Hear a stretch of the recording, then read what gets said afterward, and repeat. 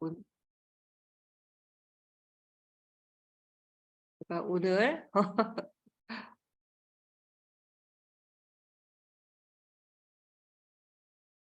크리스마스 이브라 그래서 빨간색으로 배경을 준비했습니다. 15강에 들어왔고요. 부처님의 80종호 두 번째, 41번째 이야기부터 시작해 보도록 하겠습니다. 오늘은 2022년 12월 24일 토요일 오후 1시입니다. 봉선사 월인석보 반에서 월인석보 대학이 되기를 내년에는 발언을 하면서 저는 튀르키예 에르제스 대학교 정진원입니다. 오늘 이야기 시작해 보도록 하겠습니다. 194쪽이죠. 지난번에 여의하다, 수족이 여의하다. 41번째는 수족이 홍백이라, 불꽃이다.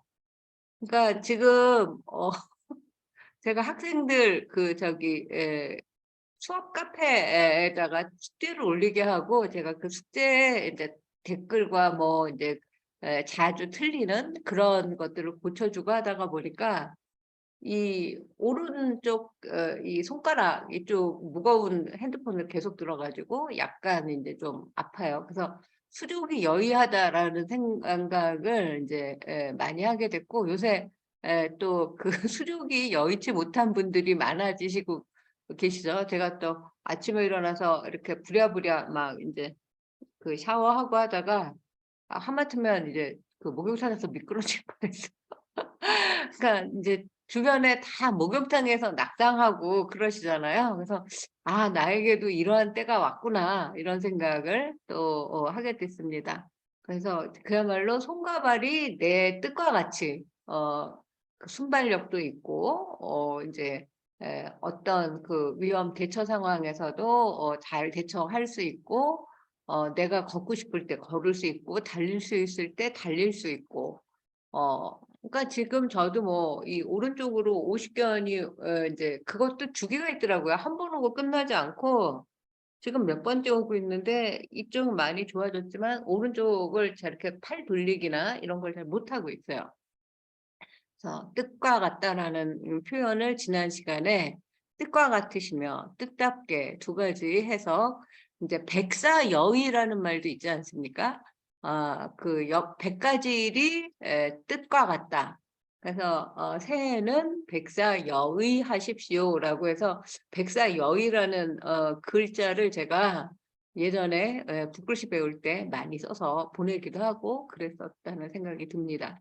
그래서 오늘은 투족 홍백서부터 해보겠습니다. 그래서 여의, 여실, 여법 다 같은 그 이제 문장 구조를 가진 한자 표현인데 다 좋은 말이죠. 여법하다를 그 불교에 공부하러 갔더니 법답다, 법다이 이런 표현을 써서 굉장히 운치 있고 멋있다라고 생각을 했었고 실다이 여실하다, 실답다 라는 말에서 시답지 않다, 실답지 않다라는 말이 나왔다는 이야기도 지난 시간에 잠깐 드렸습니다.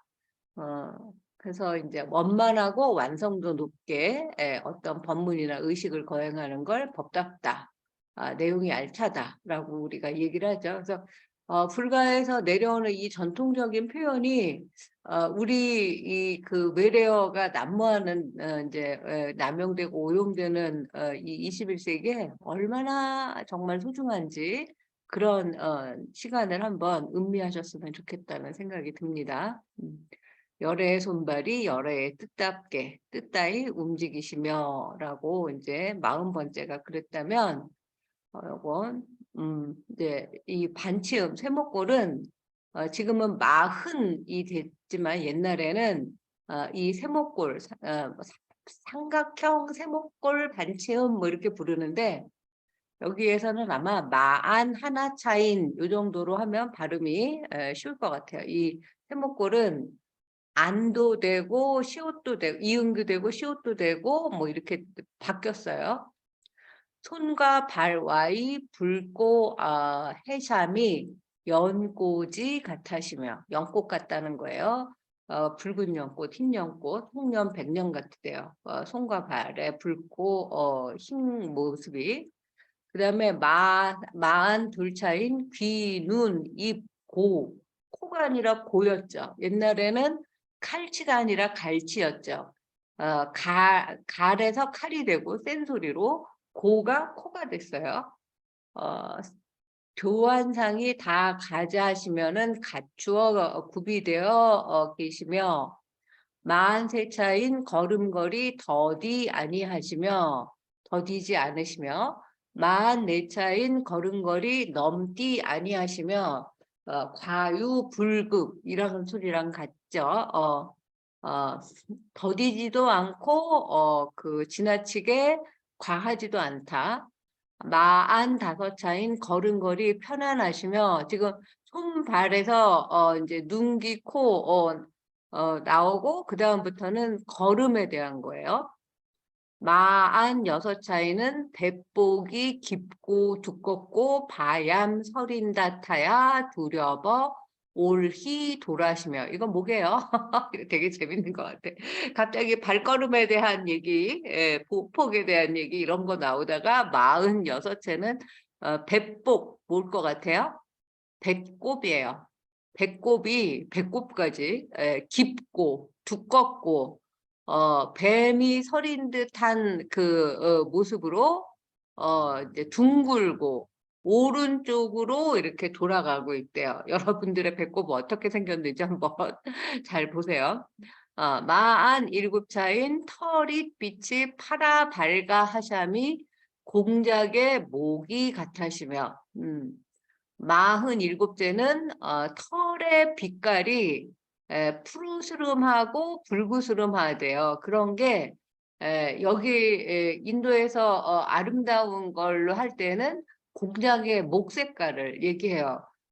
우리는 공작이 이렇게 깃털을 펴서 부채살을 만드는 거 그것만 생각을 하는데 인도 사람들은 아주 아름다운 색깔을 할 때 공작의 목이 이렇게 푸른색, 붉은색, 뭐 흰색, 파란색 해갖고 굉장히 오묘하게 빛나는 것 같아요. 그래서 그렇게 이제 찬탄을 하고 있고 마안 여덟 차인 털이빛이 흠흠하고 좋아하시며 요거 좀 이따 볼게요. 마흔 아홉 차인 몸에 털이 오란역으로 쓰레타시며 쓰러지신다. 그러니까 비스듬하게 이제 털이 이렇게 고슴도치처럼 똑바로 서 있지 않죠. 우리는 어디론가 눈썹도 결대로 이렇게 흐르지 않습니까? 그런 뜻이에요. 쉰차인 50번째. 우리는 지금 쉰이라고 말하죠. 그렇지만 이제 쉰도 사실은 설흔, 마흔, 쉬흔 이렇게 흔으로 끝났어요. 이걸 이제 그 숫자의 이제 명사와 전미사라고 하는데 어 저는 이 50대를 쉰이라는 발음이 싫어서 계속 50이라고 10년 동안 부르면서 살았는데 그 50대가 지나고 나니까 그냥 쉰이라고 우리말로 그냥 부를 걸 왠지 그 쉰밥 같은 느낌이 나서 그 쉰이라는 어감이 너무 싫더라고요. 그래서 하여튼 쉰이라는 표현을 거의 안 쓴 것 같아요. 그래서 나의 쉰 어, 그 50대 쉰으로 시작하는 10년을 그냥 떠나보낸 것 같아서 이제 와서 조금 아쉽다는 생각이 듭니다. 쉰번째는 입과 털에 다 좋은 향내가 나시며로 이제 50번이 끝나요. 그래서 아까 41자는 손과 발이 연꽃처럼 그 파랗고 붉고 아니 맞죠? 붉을 때 붉고 힐 때 희고 어디가 붉어야 좋은가요? 손바닥 약간 붉어야 좋은가? 손톱도 약간 붉어야 좋죠. 예. 그리고 이제 42번째부터 근데 여기 내가 41번째 안 써놨나요? 40번째까지 했다고 생각하고 41번째부터 하려고 그랬는데 40일 이렇게 써놓고 아, 손과 발이 붉고 흰 모습이 연꽃과 같으시다. 41번째까지 했었군요. 네. 그래서 연꽃과 같으시다라고 이제 한 거를 이 법화경, 그 훈민정음 법화경을 법화경 언해라고 하는데, 여기는 조금 더 자세하게 손발이 원만하샤. 아까 두렵고가 무섭다는 뜻이 아니라 둥글다라는 게 원만하다. 성격이 원만하며, 우리 뭐 이렇게 성적표에 그런 표현 많이 들었죠. 뜻 따위 보다라우시고, 손과 발이 원만해서 뜻과 같이 보드러우시고 깨끗하시고, 좋아하다는 이제 깨끗하다라는 뜻이에요. 빛나시고 빛이 연화 같아 하샤미 제41이시고 제4이시고, 여기 법화경원에는 월인석보의 그 불경 한문 저본이 달라요. 이건 4번째로 써놨네요. 그 다음에 42번째는 귀, 눈, 입, 코가 좋은 상을 다 갖추신 것이다. 그 공문상구, 그러니까 공문은 구멍이, 얼굴에서 구멍이 있는 거, 귀 구멍이 있죠. 귓구멍, 눈도 사실은 이제 그 구멍이 있기 때문에 우리가 눈을 감았다 떴다 하면서 세상을 볼 수 있고, 입도 열렸다 닫혔다 하니까 그 이제 말을 할 수 있고 음식을 먹을 수 있고, 코도 우리가 콧구멍이 있기 때문에 숨을 쉴 수가 있는 거죠. 냄새를 맡을 수 있고. 이목구비가 잘생겼다 라는 뜻이다. 그러니까 불광사전에 그 이제 대만에서 나온 불교사전, 불교학 대사전이에요. 얼굴이 잘생겼다는 의미로 의미로 보는 사람들이 그 이목구비를 보면 절로 사랑하고 존경한다라는 그런 그 의미를 가지고 있어요. 그래서 44번째로 불광사전에는 써 있는데, 용의 령현자 개생 애경가 사랑하고 존경한다. 43번째는 걸음걸이가 더디지 않으시다. 행보가 불감, 걸음이 느리지도 않으시고, 44째는 걸음걸이가 도를 넘지 않으시다. 도에 넘치게 빠르지도 않으시고, 그 열의 10호 중에 잘 가시는 이라는 뜻이 있죠. 그래서 그 선서라는 말이 여기에 해당되지 않을까. 또 걸음걸이가 편안하시고, 46번째는 이제 배꼽인데 깊고 두꺼워서 뱀이 서린 것처럼 둥글게 오른쪽으로 도는 모양이다. 오른쪽으로 감도 잡고 이런 표현 많이 쓰는데, 우리가 부처님이나 탑돌이 할 때도 예경할 때는 다 오른쪽으로 돕니다. 오른쪽으로 돈다는 거는 저기죠. 어떻게 되는 건가? 제가 또 이 동서남북 공간지각력이 없어요. 시계 방향인가요? 오른쪽으로 도는 모양이고, 47째는 털의 빛깔이 파랗고 붉음이 공작의 목의 빛깔과 같으시다. 48째는 털의 빛깔이 보드랍고 반지르르하여 함함한데, 아까 흠음하다 그랬죠? 이 흠음하다도 좀 이따 설명을 하겠습니다. 깨끗하시다. 48번째 함함하다는 15세기에는 흠음하다였는데, 이 표현도 여러분들 문학하시는 분, 오늘부터 시인이 되시고 싶으신 분들은 한번 써보시면 좋을 것 같아요. 소담하고 탐스럽다. 털이 보드랍고 반지르르하다 라는 뜻에서 나왔다고 해요. 그래서 이제 고슴도치도 제 자식은 함함하다고 한다. 이런 표현. 이제 다 자기 자식은 자기 눈에 세상에서 가장 예뻐 보이죠. 고슴도치의 털이 뻣뻣하고 그 바늘처럼 이제 찌르는 걸로 유명한데, 고슴도치에게는 그 자식의 뻣뻣하고 바늘 같은 털조차도 부드럽고 반지르르하고 이제 빛이 나는 그런 걸로 느껴진다는 거예요. 그래서 함함하다, 흠흠하다 이런 표현. 제가 이제 흐억흐억하다라는 표현도 가르쳐 드렸는데 혹시 기억나세요? 흐억흐억하다 뭐였죠? 윤기 있다, 촉촉하다, 뭐 흐뭇하다 이런 표현들을 다 포괄하는 그런 함축적인 의미를 담고 있어서 흐억흐억하다도 꼭 쓰고 싶어요. 제가 인제 요번에 낸 시 중에 옛날에는 인제 그 "꽃이 비흐다." 이런 표현을 썼어요.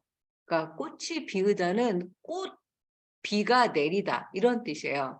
그래서 비흐다에서 비히읗이 지금의 비 내리는 하늘에서 내리는 비가 됐거든요. 그래서 꽃이 비흐다라는 표현을 인제 꽃이 아니라 어쨌든 위에서 내려온다. 그 물줄기로 그런 표현을 비흐다라고 써 놨더니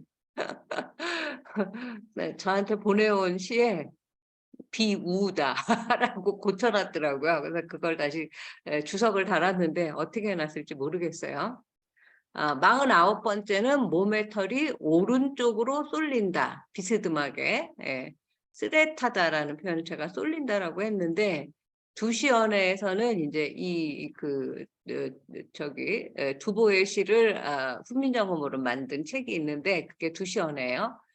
이 미자라는 뜻으로 쓰였는데 쓰러진다, 비스듬하다 그런 뜻의 미자예요. 그래서 한쪽으로 쏠린다라고 제가 표현을 해 놨고 그래서 600년 전에 우리말이 얼마나 많이 사라졌는지를 이걸 보면 알 수가 있고 그치만 이 어감도 좋고 우리가 다시 만들어 낼 수 없는 이 좋은 표현들을 가능하면 다시 우리가 공부해서 되살렸으면 얼마나 좋을까 하는 의미로 제가 이거를 번역하느라고 좀 고심을 했습니다. 쉰째 옛날에는 번을 안 붙였어요. 그래서 쉰 번째는 입과 털에서 다 좋은 향내가 난다. 뭐 우리 뭐 생선 싼 종이에서는 비린내 나고 향 싼 종이에서는 뭐 향내 난다. 이런 말이 불가에서 내려오는 말인데 한때 무슨 베스트셀러 제목이었나? 뭐 그런 적이 있었죠.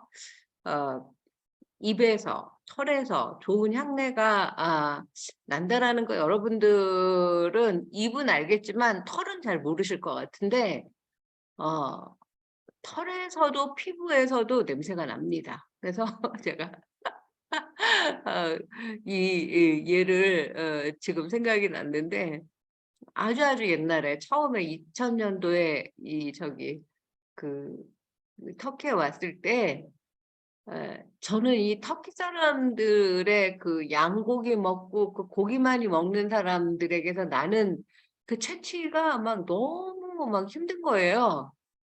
근데 이제 나만 그 상대방에서 냄새가 난다고 느꼈는데 사실은 우리한테서도 그 사람들이 참기 힘든 냄새가 난다는 겁니다. 그래서 우리가 뭘 먹길래 우린 고기도 그렇게 많이 안 먹고 뭐 무슨 노린내 같은 것도 안 날 텐데 무슨 냄새가 난다는 거지? 그랬더니 우리 김치 안에 들어있는 마늘 뭐 이렇게 우리 음식의 그 향신료 같은 냄새들이 그 땀이 이렇게 나오듯이 그 냄새도 피부 바깥으로 이렇게 배출이 된대요. 그래서 어느 날 어떤 터키 아저씨하고 같은 아파트에 살아 갖고 엘리베이터를 같이 탔는데 이분이 들어오는 순간 그 냄새 확 나는 거예요. 그래서 내가 최대한 숨을 멈추고 참고 있는데 그러면서 옆을 봤더니 이 사람도 똑같이 숨을 안 쉬고 숨을 쉬고 있더라고요. 그래서 내려와서 인제 나중에 그런 말을 누군가한테 했더니 우리한테서도 그 마늘 냄새가 그 "서양 사람들한테는 참을 수 없는 냄새다." 뭐 이렇게. 그래서 향내 가 나려고 그래서 사람들이 특히 서양에서 향수가 발달을 하게 된 거지 않습니까?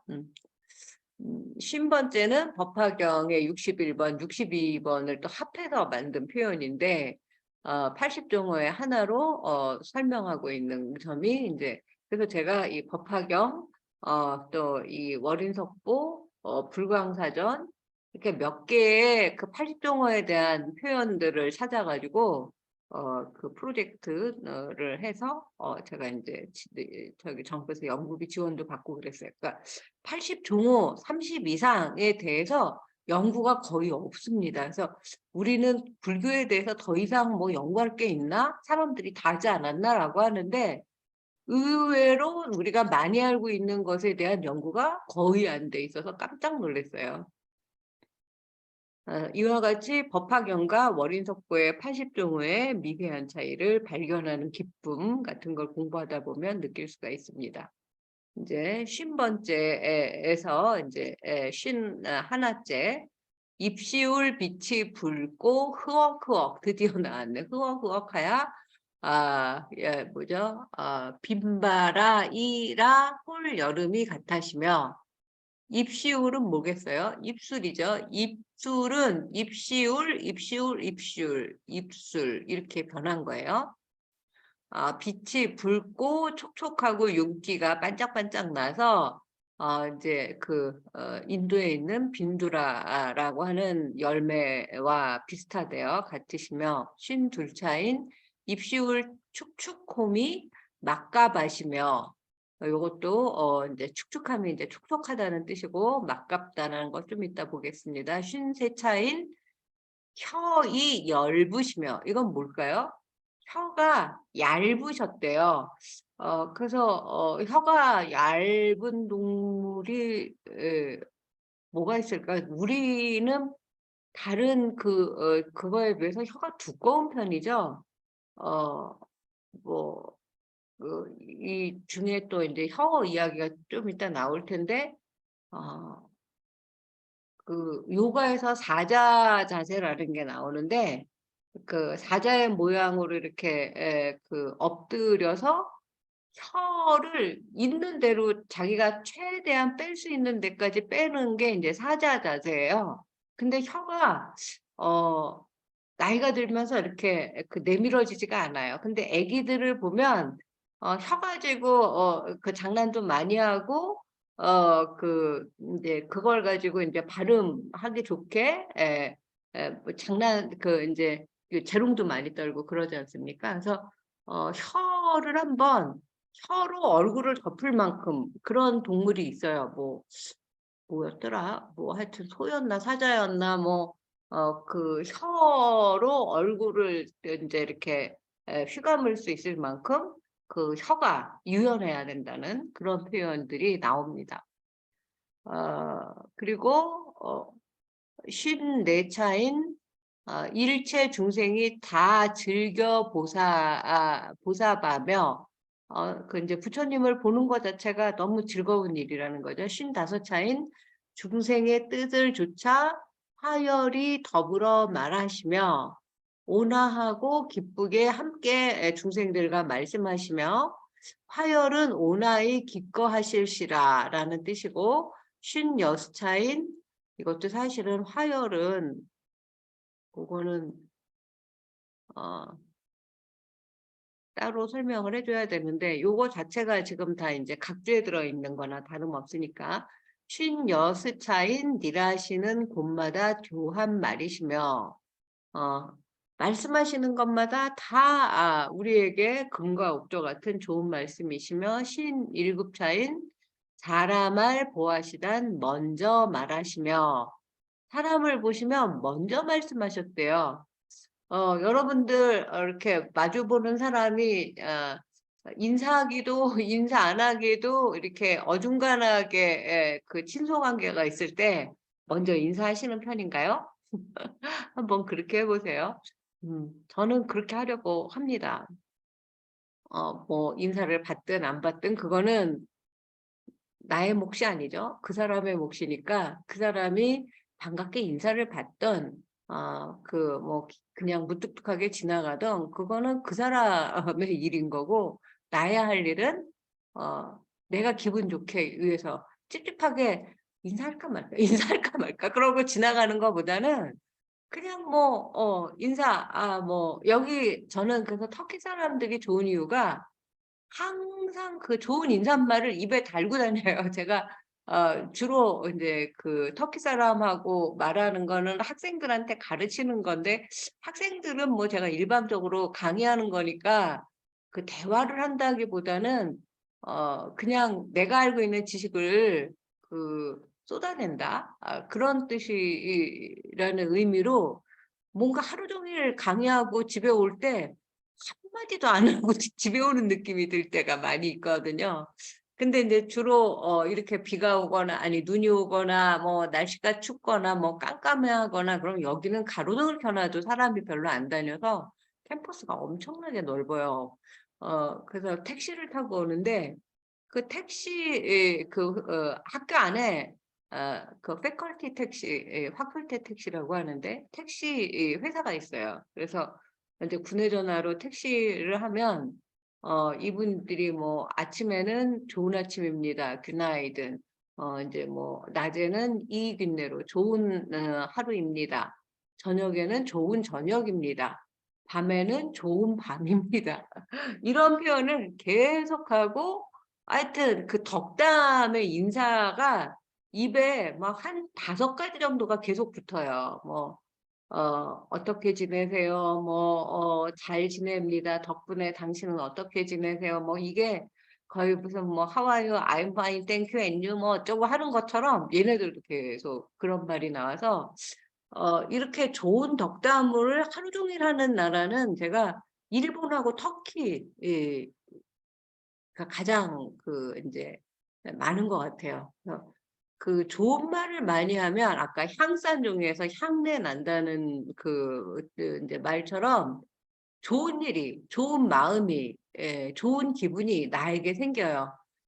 우리가 뭐 기분 나쁜 일이 있거나 누가 나에 대해서 나쁜 말을 했다고 하는 소문을 듣거나 아니면 또 그래서 "그 사람 왜 그러니?" 그러고 또 내 친구한테 그 사람을 흉보거나 그러고 집에 돌아오고 나면 속이 시원한 게 아니라 오히려 '내 입이 좀 더럽혀졌다.' 이런 느낌이 들어서 더 2배 3 배로 기분 나쁠 때가 있지 않습니까? 이 말을 좋은 말을 하는 거 '좋은 문화를 가지고 있다.'라고 저는 생각이 들어요. 오늘 사실은 그것도 하려고 그랬었는데 이따가 요거 80 종호 하고 시간이 나면 제가 월인석보 4권 불교신문에 이제 보내려고 하는 원고를 한번 같이 읽어 보도록 하겠습니다. 그다음에 어디까지 했죠? 어. 57째 사람을 보시거든 보호하시든은 인제 지금의 보시거든이에요. 먼저 말씀하셨대요. 부처님께서도 사람을 보면 우리 오늘 먼저 말씀하는 걸로 한번 미션을 삼아 볼까요? 58차인 소리 높도 낮갑도 아니하샤 높지도 낮지도 아니하셔서 중생이 즐겨 듣게 하시며 너무 목소리의 톤이 큰 사람, 목소리의 크기가 큰 사람 저도 인제 그 조절이 잘 안 되는 그 기분에 따라서 어떨 때 혼자 막 인제 카페에서도 제가 제일 크게 떠들고 있고 막 이래요. 그럼 친구가 좀 이렇게 인제 근데 흥분하면 인제 뭐가 너무 좋거나 막 인제 뭐가 인제 너무 흥분되거나 그러면 그 조절이 잘 안 됩니다. 59차인 설법호말 중생의 제 말로 조차하시며 요것도 좀 이따 볼게요. 60차인 설법호말 한 그에 북혀 아니하시며 요거 51번째는 입술의 색깔이 붉고 윤택하여 제가 그냥 붉고 윤택하여 뭐 촉촉하시며라고 하려고 하다가 흐억흐억하며 윤택이 흐억이 흐억인데 같이 붙여서 이해하기 좋도록 이렇게 풀이를 해 봤어요. 빈바라 열매와 같으시다. 빈바라는 흰색의 꽃과 붉은색의 열매를 가지고 있대요.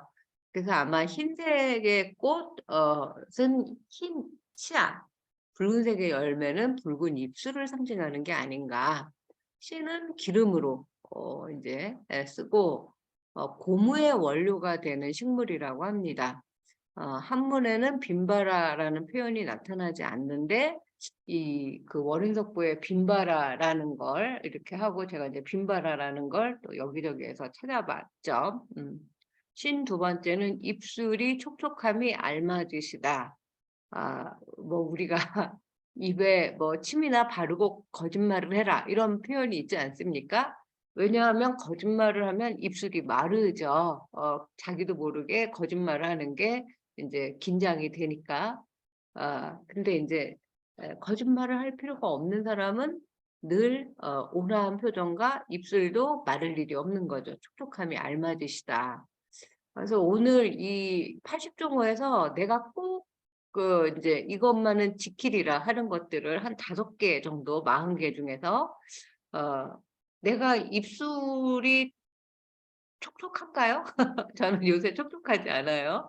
그래서 여기저기에 그 립밤을 언제부턴가 한 10년 전부턴가 인제 입술 인제 립크림이라고 하는 것들이 필요하기 시작을 해서 제가 어디 여행 갈 때도 그 나라의 립밤을 인제 조그맣고 부피가 작고 있으면 유용하게 쓸 수 있는 선물들을 사게 돼요. 예전에는 막 부피 크고 무겁고 막 이런 거 사 갖고 인제 쩔쩔매고 그랬는데 그 립밤이나 핸드크림 같은 거는 소모품이지만 늘 그 곁에 쓸 수 있는, 그래서 제가 즐겨 인제 선물하는 그러한 용품이기도 합니다. 입술이 촉촉함이 알맞도록 자기를 관리하는 거, 그것도 '남에 대한 배려일 수 있겠다.'라는 생각이 이 글을 읽으면서 듭니다. 53 째는 혀가 얇으시다. 그러니까 '혀가 유연하다.' 라는 뜻으로 받아들이고, 그 요가 자세 중에서 이게 인제 사자를 그러니까 동물의 왕이잖아요. 사자 자세라고 할 때 저도 인제 요가를 안 한 지 너무 오래돼 갖고 인제 해본 적이 없는데, 혀를 거울을 보고 연습을 하세요. 이렇게 지금은 아마 글쎄 까지도 안 닿을 것 같은데 턱에 닿도록 한번 해 보시고 이렇게 얼굴을 한번 덮는다는 생각으로 혀 운동을 좀 하시면 좋을 것 같아요. 나중에 남편이 인제 편찮으실 때 보니까 그 혀가 점점 굳어 가더라고요. 그래서 발음이 어눌해지고 잘 안 들리고 막 이런 상황을 보면서 지금 혀가 얇고 유연하고 혀 운동을 해야 되고 이게 왜 중요한지를 저는 제 나름대로 또 인제 깨닫게 됩니다. 54 째는 일체 중생들이 바라보면 즐거운 사람 있지 않습니까? 뭐 그 사람이 뭐 너무 잘생겼거나 무슨 뭐 그 스타일이 좋거나라기보다는 왠지 그 사람을 만나면 기분이 좋은 사람 있지 않습니까? 뭐 내가 꼭 무슨 뭐 이성으로 좋아하거나 무슨 뭐 존경해서 좋아하거나 뭐 그런 게 아니더라도 왠지 그 사람을 만나면 뭔가 인제 상쾌해지는 사람, 그런 사람 굉장히 좋은 것 같아요. 그래서 이 80 종호가 꼭 뭐 부처님의 이상적인 모습을 형상화한 거라기보다는 인간이 살아가면서 '이런 모습의 사람이면 좋겠다. 이런 모습의 사람을 만나면 좋겠다.'라는 어떤 그런 이상형을 인제 떠올리시고 '내가 80 종호를 갖춰 보리라.'라는 그런 인제 발언을 해 보시면 좋을 것 같습니다. 55 번째는 중생의 뜻을 조차 온화한 모습으로 기뻐하시며 더불어 말씀하신다. 어 중생의 뜻을 따라서 온화한 모습으로 기쁘고 함께 이야기하는 모습. 어 우리가 인제 지위가 높아지고 나이가 많아질수록 독불장군이 되죠. 고집이 세지고, 그래서 인제 나이가 들면 꼰대라는 말이 그렇게 인제 예전에도 별로 이렇게 썩 좋은 말은 아닌 걸로 우리가 어렸을 때도 썼지만, 요새 꼰대는 뭐 젊은 아이들이 아주 기피하는 대상 이러지 않습니까? 그래서 제가 인제 여기에도 나이 차이가 꽤 나는 인제 어린 뭐 인제 자식뻘 되는 연구원도 있고 뭐 이런데 어 마음에 안 드는 경우가 많이 있죠. 근데 인제 '내가 이렇게 하면 꼰대라고 하지 않을까?'라고 인제 저를 자꾸 삼가하고 경계하게 돼요. 어 세대 차이는 뭐 확실히 있는 거죠. 아주 너무너무 옛날부터 "요즘 아이들은 버르장머리가 없다." 뭐 "세상이 말세다." 이런 말은 계속 존재해 왔다고 하지 않습니까? 56째는 "말씀하시는 것마다 좋은 말씀이시다." 요새 이제 제가 학생들을 데리고 2 학년한테 말하기, 그리고 4 학년한테 한자, 그리고 대학원 석사 과정에서는 그 철학, 박사 과정에서는 삼국유사, 삼국사기를 이제 가르치고 있는데 2 학년 말하기에 뭐 "저는 힘들 때" 그 뭐였더라? 하여튼 "저는 힘들 때 뭐 친구들과 이야기하거나 뭐 산책을 해온가." 이런 제목인데, 그냥 제가 "저는 힘들 때"라는 제목으로 그 장문을 인제 하게 했더니, 이 제가 있는 카이세리라는 도시가 터키에서 한국학의 중심이에요. 뭐 양적으로나 질적으로나 터키에 있는 10개 정도 대학에서 한국어와 한국 언어 문학을 가르치는데, 다 합해도 우리 대학을 따라올 수가 없어요. 그렇기 때문에 인제 전국에서 우리 대학에 인제 유학을 오는 학생들이 많은 거예요. 우리나라에서 서울에 있는 대학으로 다들 전국에서 오듯이. 그렇지만 인제 여기도 대가족 제도고 어디 혼자 떨어져서 처음으로 그 인제 자취를 하거나 기숙사에 살고 있는 학생들이 대부분이니까 쓸쓸하고 외롭고 적응이 안 되고, 이 도시가 자기가 살던 대도시보다는 즐길 거리가 없고 적으로도 이렇게 안 맞고, 그래서 힘들어 하는 경우가 많더라고요. 그래서 그런 인제 이야기를 들으면서 인제 나만 이 방에서 힘든 게 아니라 이 20 살짜리 아이들도 자기들 딴에는 굉장히 힘들고 '성장통을 겪는 중이구나.'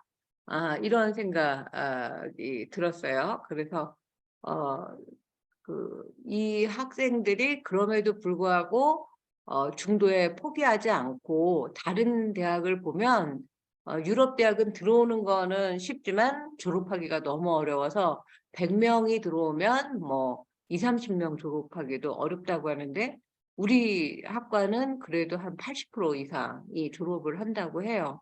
그래서 이 학생들에게 어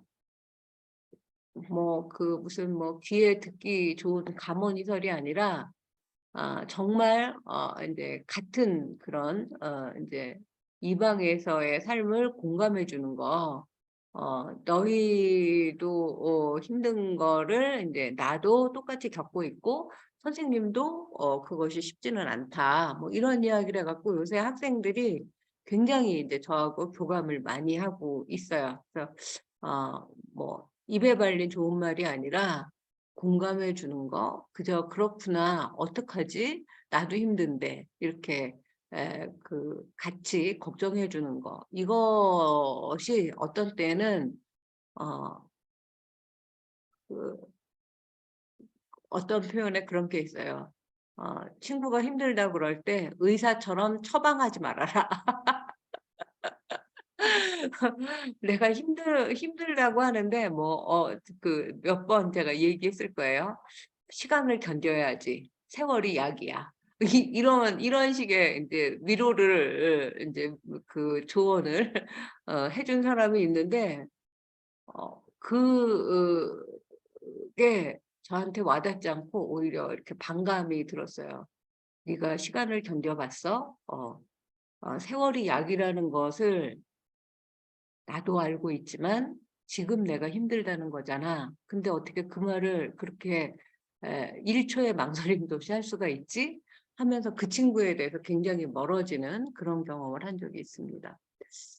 57 째는 "사람을 보시면 먼저 말씀하신다." 먼저 인사하시고 먼저 말씀하셨대요. 누가? 부처님께서.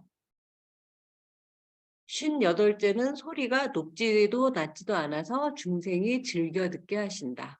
59 째는 "설법하심에 중생의 말로 그들에게 맞게 하신다." 설법 수중생어언. 중생의 근기에 따라 유치원생에게는 유치원생의 말투로, 대학생에게는 대학생의 말투로, 남자에게는 남자에게 맞는 말투로, 여성에게는 여성에 맞는 말투로. 그러니까 근기에 따라 대기설법이라고 하지 않습니까? 이렇게 하기도 사실은 쉽지 않죠. 저도 처음에 강의 대학생들한테 할 때는 최대한 어렵게 했던 것 같아요. 왜냐하면 나도 잘 모르고 저도 젊었기 때문에 나의 얕은 지식이 탄로날까 봐 최대한 어렵고 철학적이고 아주 뭐 심오한 척하면서 그 강의를 했는데, 그땐 사실 10개를 준비하면 1개도 제대로 가르치지 못하고 나왔다, 그런 느낌이 들었는데, 이제 요새는 뭐 거의 수십 년을 가르치다 보니까 1개를 알아도 10개 하는 척을 할 수 있게 된 것 같아요. 그래서 그걸 요새는 경계하고 있습니다. 60번째는 설법하심에 한쪽에 치우치게 아니하신다. 설법 불착, 한쪽에 집착하지 않는다. 이것도 굉장히 중요한 대목입니다. 61번째, 61차이는, 하나 차이는 중생을 다 한 가지로 어여삐 여겨보시며, 어여쁘게, 여기에서 이제 예쁘다가 나온 거예요. 어여삐는 자식을 처음 보면, 아니면 이제 저는 5남매 중에 마지막으로 결혼을 하고 이제 제 동생들의 조카가 태어난 걸 이렇게 보면서 지냈는데, 그 첫 조카가 태어났을 때 그 조카가 정말 그 막 햇님처럼 방글방글 웃고 막 이러면 그 밖에서 일어났던 모든 그 이제 스트레스나 나쁜 일들이 다 이렇게 사르르 녹아 없어지는 것 같으면서 어 그 이제 저기 뭐야, 우리 집에 와서 얘가 이렇게 있고 그러면 막 빨리 집에 가고 싶고 그렇더라고요. 그런 걸 어여쁘다라고 하지 않을까. 여기에서는 뭐 인제 저기 뭐야, 그 훈민정음 그 서문에서도 백성들을 어여삐 여겨 새로 28글자를 만드노니 뭐 이런 말. 그때는 뭐 가엾이 여겨 무슨 뭐 미련하다 뭐 이런 표현을 써요. 가엾이 여길 민자. 그런데 가엾다 하고는 달라요. 가엾다, 불쌍하다 뭐 이런 거보다는 있는 그 자체로 너무나 소중해서 진짜 불면 날아갈까 쥐면 꺼질까, 이게 어여삐가 아닌가라는 생각이 듭니다. 62차인 먼저 보고 후회하시며, 먼저 보시고 나중에 하시며, 63째는 한 소리를 내샤 한 소리를 대답하시며, 요런 것도 이따 다시 보겠습니다. 64차인 설법 차제의 다 인연이 겨시며, 설법하는 차례도 다 인연 따라 하시며, 65차인 교하신 양자, 양자는 모습이에요. 좋으신 모습을 못내 보시며, 66차인 보사발 사람이 슬밀리 모르며, 슬미라는 것은 뭐 슬프다, 미워하다 뭐 이런 표현이에요. 그 다음에 67차인 일체 소리 다 가자시며, 일체의 모든 소리를 다 갖추시며, 68차인 교한 빛이 나타나시며, 69차인 모진 사람은 보사하면 항복하야 젖잡고, 그러니까 부처님을 보면 나쁜 마음을 먹거나 뭐 험상 궂거나 사나운 걸 모질다라 그러죠. 뭐 모진 놈 옆에 있다 벼락 맞는다, 이런 속담 들어보셨어요? 그 모진 사람은 부처님을 뵙게 되면 저절로 이제 그 조복해서 이제 그 두려운 마음을 먹게 되고, 무서움을 타는 사람은 보살하면 마음이 편안하며, 무서움을 타는 사람이 부처님을 보면 무서움이 사라지고 마음이 편안해진대요. 이른 차인 소리 맑고 깨끗하시며 좋아하시며 61번째는 중생을 다 한 가지로 어여삐 생각하여 보신다. 자식같이 생각을 하신다는 거겠죠. 62째는 먼저 보고 나중에 하신다. 선간후작. 선공후사라는 말 있죠. 공적인 일을 먼저 하고 사적인 개인적인 일은 나중에 한다. 이런 거랑 같은 뜻이라고 보시면 될 것 같아요. 그래서 불광사전에는 먼저 근기를 관찰하시고 근기에 맞게 행하시는데 괴범이 갖추어지셨다. 이렇게 표현을 하고 있어요. 그리고 이제 그 먼저 보고 나중에 하신다는 게 먼저 근기를 관찰하시고 근기에 맞게 행동하신다.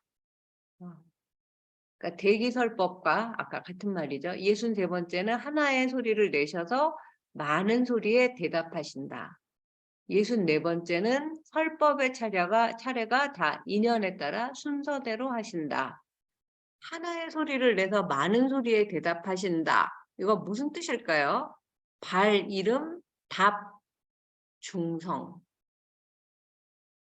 저는 이거를 그 달라이라마 법문하시는 거하고 약간 비슷할 것 같다는 생각이 들어요. 달라이라마께서 법회하시는 걸 제가 2번 친견한 적이 있는데 한 번은 그 인도에 계신 다람살라에서 한 번은 제가 이제 헝가리 부다페스트 대학에 있을 때 부다페스트에 오셔서 법문하셨을 때 굉장히 천진난만한 표정을 이제 지으세요. 뭐 가려우면 막 긁기도 하고 하품도 하시고 뭐 그야말로 너무 자연스러운 거예요. 그런데 이제 부다페스트 법문회에서 어떤 사람이 불교에서는 육식을 금지하는데 그 육식을 금지하는 거에 대해서 어떻게 생각하십니까? 라고 물어봤어요. 근데 이제 달라이라마의 영어가 아, 그 굉장히 이제 쉬운 영어로 제2 외국어 영어가 자기 모국어가 아니니까 쉽게 설명을 하셔서 저도 알아들을 수가 있었는데 그렇게 표현하셨어요. 제가 언제 한번 말씀드린 것 같은데 자기의 예를 들어서 설명하겠다. 자기는 어려서는 이제 달라이라마로 이제 그 키워져야 되니까 영양을 골고루 갖추게 하기 위해서 부모님이나 이제 사람들이 고기인 줄 알지 못하게 하고 먹여서 먹었다. 그 다음에 이제 내가 커서 이제 그 살생을 금지하는 불교의 계율 때문에 먹지 않았다. 근데 나이가 들었는데 어느 날 내일 옐로우, 아이 옐로우 이렇게 표현을 하시는 거예요. 손톱이 노랗게 되고 눈이 노랗게 됐다. 그래서 이제 그게 황달 이제 그에 걸리셨다는 거예요. 그래서 약으로 나는 고기를 먹는다. 뭐 이렇게 표현을 해서 그 말을 듣고 아마 사람들은 달라이라마도 고기를 먹네? 뭐 아프다고 약이라고 하면서 고기를 먹을 수가 뭐 이렇게 생각하는 사람이 거기에 아마 아무도 없었을 거라고 생각해요. 말의 표현에 다 자기의 근기에 맞게 육식에 대한 그 생각을 정리했을 거라고 저는 보거든요. 뭐 그런 표현이 아니라 뿐만 아니라 뭐 그 동남아시아에서는 아침마다 거의 경건하게 진짜 그 탁발하는 행렬과 그 보시를 하려고 하는 국민들이 쫙 서 있는 그런 모습들이 이제 보이지 않습니까? 뭐 그러다가 이제 그 나병 환자가 자기의 손가락이 떨어졌는데 그것도 그 스님은 마다하지 않았다. 뭐 이런 이야기도 제가 들은 적이 있어요. 그래서 어떤 하나의 말씀을 하셔도 다 근기에 맞게 자기에게 수용할 수 있게 알아듣게 말씀하신다. 이거 굉장히 중요한 것 같고 또 이제 우리나라에도 법륜 스님이 그 증문즉서 링가로 굉장히 유명하시죠. 저는 솔직히 처음에는 어떠한 저기 그 인제 에 법문에 가서 자기의 가장 지금 괴로운 이야기를 물어보면 거의 대답은 다 정해져 있어요. 어 자식이 문제가 있으면 "남편에게 잘해라." 뭐 이런 식이었어요. 그래서 '이게 뭐야? 이게 대답이야 뭐야? 이분은 스님이라서 결혼을 안 해 봐서 그런가?' 막 이러면서 그리고 왜 진짜 동문을 했는데 서답을 하고 있고요. 그걸 또 인제 사람들은 인제 '아 그렇군요. 감사합니다.' 이러면서 끝이 날까 라고 생각을 했는데 어 지금도 어떤 부분에 대해서는 저는 그 법륜 스님의 그 말대로 "해 봐라."라고 하는데 이렇게 선뜻 내가 해볼 수 있을 것 같지는 않아요. 근데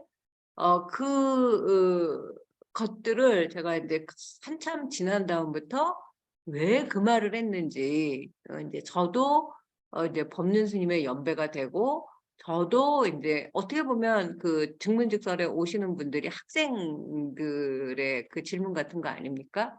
저도 인제 강의를 오래 하면서 이제 별별 학생들을 다 이렇게 만나고 그러면서 '아 이래서 이 말씀을 하신가 보다.' 이런 표현 들을 이제 제가 좀 이해를 하게 됐습니다. 어 그러나 100% 다는 아니에요 아직도. 어 그다음에 65째는 65째는 좋으신 모습을 끝끝내 보여주신다. 이거 어렵지 않습니까? 무유중생 능견상진. 어 어떻게 끝끝내 좋은 모습으로 우리가 서로를 기억할 수 있겠습니까? 만나면 헤어짐이 있고 그 헤어질 때는 어 정말 그리워서 다시 만날 것을 기약하면서 헤어지는 경우도 물론 있겠습니다마는 그 인간관계의 생로병사 유효기간이 다해서 헤어질 때가 더 많지 않습니까? 그때 끝끝내 좋은 모습을 보여주고 헤어지기란 어렵죠. 특히 애정이 과했으면 미움은 그거보다 한 10 배는 인제 넘치게 헤어지게 되는 경우가 뭐 결혼했다가 뭐 이혼하는 부부라든지 뭐 사랑했다가 헤어지는 그 애인이라든지 다 그렇지 않습니까? 좋으신 모습을 끝끝내 보여준다는 거. 옛날 같으면 저도 인제 굉장히 좋고 싫음이 분명한 그런 표현을 하는 사람이고 그게 인제 다 얼굴이나 뭐나에 다 나타나는 사람이기 때문에 이게 감춰지지가 않았어요. 지금도 아마 뭐 그럴 겁니다. 사람은 변하지 않죠. 그치만 어 마지막에 속 시원하게 한번 하고 싶은 말을 이제는 참게 되는 경우가 많은 것 같습니다. 그러니까 저는 예전에 사람들이 어른들이 막 인제 뭐 때문에 다툴 때 어렸을 때 이렇게 보면 무슨 얘기하다가 만약에 뭐 주차 문제로 다툰다고 해 보세요. 근데 나중에는 주차가 문제가 아니라 뭐 "저도 자식 키우는 사람입니다." 뭐 막 이러면서 싸우더라고요. 그래서 아니 갑자기 주차 가지고 싸우다가 '왜 자식이 왜 나오나.' 막 이러면서 '너무 뜬금없다.' 막 이렇게 생각을 어린 마음에 했었는데 인제 제가 결혼을 해서 자식이 생겨 보니까 자식이 있는 사람은 정말 아무한테나 뭐 끝까지 함부로 하거나 이렇게 못하게 되는 것 같아요. 혹시라도 내가 한 그 날카로운 말이 다시 부메랑이 돼서 나나 우리 자식에게 미치면 어떡하나 뭐 이런 생각이 저절로 들더라고요. 그래서 어른들이 그렇게 논리 없이 싸울 때 하는 말들이 사실은 그 논리를 초월하는 그런 말이었구나. 그런 걸 이제 알게 됐습니다. 66 째는 부처를 뵙는 사람은 싫고 미운 세상을 모른다. 음. 싫고 미운 세상을 모른다. 67 째는 일체의 소리를 다 갖추셨다. 68 째는 좋은 빛이 나타나신다. 69제는 모진 사람은 부처를 배우면 항복하여 두려워하고 무서움 타는 사람은 부처를 배우면 마음이 편안하다. 70제는 소리가 맑고 깨끗하시다. 69번째는 모진 사람이 열애를 배우면 항복하여 두려워하고 무서움 타는 사람이 열애를 배우면 마음이 편안하다는 것이 월인석보의 80종어 표현이다. 승천왕 반야경이라는 한문 저보를 가지고 이 월인석보를 했다고 저는 생각하고 있어요. 강강한 사람이 부처를 보면 즉시 조복하고 굳셀 강자에다가 약육강식 할 때 강자예요. 공포에 떠는 사람이 부처를 보면 곧 편안함을 얻는다고 직역할 수 있다. 그러니까 제가 불교를 처음에 공부할 때는 석고상전 월인석보의 뜻만 알면 된다. 석가모니의 일생의 일대기만 알면 된다라고 이제 가볍게 시작을 했는데 그때가 이제 30 안팎이었어요. 그래서 그때 이제 30대 40대 한국에서 그 여성이 학자로 대학에서 강의를 하면서 사는 게 굉장히 녹록지 않다는 사실을 이제 그 온 몸으로 전 인생으로 이렇게 깨달아가면서 너무 힘들 때가 많았습니다. 근데 제가 그때 이 불교 공부를 하지 않았으면 정말 저는 아마 화병이나 내 스스로 그 병을 만들어서 수명이 단축되지 않았을까라는 생각을 하게 되고 또 제 주변의 동료 학자들 선후배들이 그런 이제 그 길을 걸어가는 걸 보면서 불교 만나기를 얼마나 잘했는가라는 생각을 하게 됩니다. 여기에서 강강은 모질다의 의미로 아까 썼어요. 악하거나 나쁜 사람으로 생각할 수도 있겠지만 굳세고 억센 모습에서 2차적으로 파생된 의미로 모질다라는 말이 나왔다고도 생각해 볼 수 있습니다. 아까 얘기했던 모진 놈 옆에 있다 벼락 맞는다와 같은 속담에서 유출된 그런 이제 표현이라고 생각할 수가 있죠. 근데 이제 법화경 언의 대반야경은 이 표현에 대해서 이렇게 또 반대로 풀이라고 했습니다. 이제 법화경연애랑 대반야경 같은 내용인데 69제는 미덕이 일체 멀리까지 진동하여 모진 마음은 부처를 보면 기뻐하고 두려워하는 사람은 부처를 뵙고 편안하다. 약간 이제 뉘앙스가 이 모진 사람한테 다르죠. 모진 사람은 무서워하고 어린석보에는 법화경연애는 모진 마음이 부처를 보면 그 모진 마음이 사라지고 이렇게 해서 어떻게 보면 연결이 될 수도 있을 것 같은데 해석은 조금씩 다르다. 이런 걸 가지고 우리가 이제 연구의 테마로 삼을 수가 있는 거죠. 처음에는 제가 법화경의 해석이 잘못된 거다라고 생각을 했으나 월인석보의 항복, 조복을 1차적 두려움이라고 이제 풀이한다면 법화경 언에는 조복을 해서 기뻐하게 되었다라는 2차적인 그 부처의 위덕의 감화를 표현한 것이 아닐까라고 생각을 하게 됐습니다. 이 또한 4가지 텍스트, 제가 이제 4가지 책을 보면서 이 월인석보를 풀이를 해놓을 건데, 그 번역에 여러 가지로 어떤 사람은 아까 한 가지 말에 100가지, 10,000가지 대답으로 다 듣고 간다라는 거하고도 연관이 될 것 같아요. 그리고 이제 마지막 71차인 몸이 기우디 아니하시며 72차인 몸이 나말조차 크시며 73차인 몸이 나말조차 기르시며 74차인 몸에 더러운 건 묻지 아니하시며 지금 다 몸에 대한 거예요.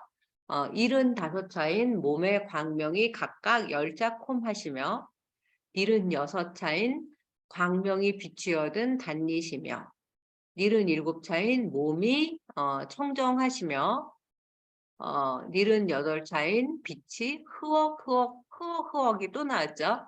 유리 같으시며 일흔아홉 차인 손발이 염그릇이며 염그르다 뭘까? 한번 유추해 보세요. 마지막 여든 차인 손발에 덕자 겨사함이라. 손발에 덕이라는 글자가 새겨져 있대요. 덕자가 뭘까요? 자, 71번째는 몸이 기울지 않으시다. 우리가 처음에는 몸이 바르고 꼿꼿하더라도 계속 우리가 걷는 자세가 조금씩 사람마다 다 다르죠. 저 같은 경우는 왼쪽에 가방을 메고 다니다 보니까 어깨에 왼쪽이 더 어깨가 좀 이렇게 올라가고 약간 오른쪽이 내려간 것 같아요. 그래서 오른쪽으로 어쩌다가 이제 의도적으로 균형을 맞춘다고 가방을 메면 오른쪽은 자꾸 흘러내리는데 왼쪽은 흘러내리지 않거든요. 그리고 또 나이가 들면 몸이 구부정해지고 꼿꼿하던 허리가 굽어지고요. 이렇게 되죠. 근데 부처님은 몸이 기울지 않으시다. 72번째는 몸이 사람에 맞춰 커진대요. 큰 사람에게는 크게, 작은 사람에게는 작게 이렇게 근기에 맞게 설법하시는 것처럼 몸의 사이즈도 그 근기에 맞게 변하신다. 73째는 몸이 사람에 맞추어 길어지신다. 74째는 몸에 더러운 것이 묻지 않으신다. 75째는 몸의 광명이 각각 10자씩 뻗치신다. 이제 방광하시는 거죠. 10자면 보통은 한자가 30cm인가요? 한자가 이 8길이든가요? 한번 생각을 해보시기 바랍니다. 76째는 광명을 비추시며 다니신다. 77째는 몸이 청정하시다. 78째는 몸의 빛이 윤택하심이 유리 같으시다. 그 반짝반짝 빛나는 것이 유리와 같으시다. 지금 다 빛이 나는 모습을 그리고 있죠. 79째는 손발이 염글다, 영글다. 그래서 여물다로 제가 해석을 했습니다. 80째는 손발에 덕이라는 글자가 있다. 수족 덕자. 대망의 80번째 덕이라는 길상의 모양을 갖추고 있는데 이 덕자는 절, 만자의 의미예요. 손발이 원만하고 훌륭하다라는 뜻으로 봤고 손발이 원만하고 섬섬옥수처럼 곱고 길며 유연하다로 이제 저는 생각을 했습니다. 이처럼 우리가 잘 알고 있다고 생각하는 80가지 부처의 모습은 이렇게 시대마다 책마다 다르게 표현되고 있다는 사실을 새롭게 알게 됩니다. 세상에 정확한 것이 무엇이 있을까요? 한번 생각해 보세요. 내가 잘 알고 있다고 생각한 것이 과연 잘 알고 있는 것일까? 과연 맞는 것일까? 과연 옳은 것일까? 혹시 상대적인 것은 아닐까? 어, 옛날에는 이것이 미덕이라고 생각했는데 지금은 그렇게 생각하지 않는 것들이 많이 있죠.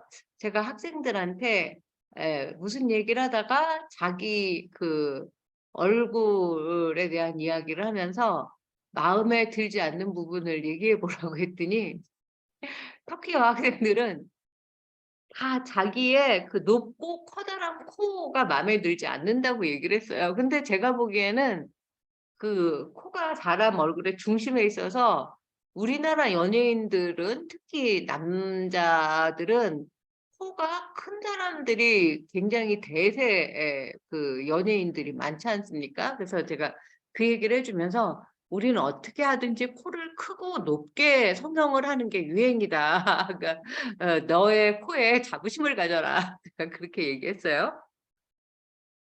오늘 이렇게 공부한 80종어는 과연 어떻게 시대에 따라 달라질지 부처의 80종어를 공부하면서 오히려 세상의 모든 것은 변한다라는 삼법인 내용을 깨우치는 시간이 되지 않을까라는 생각을 해봅니다.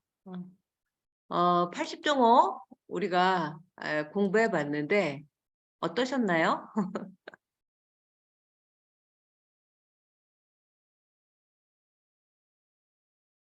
자, 제가 지금 이걸 보여드리려고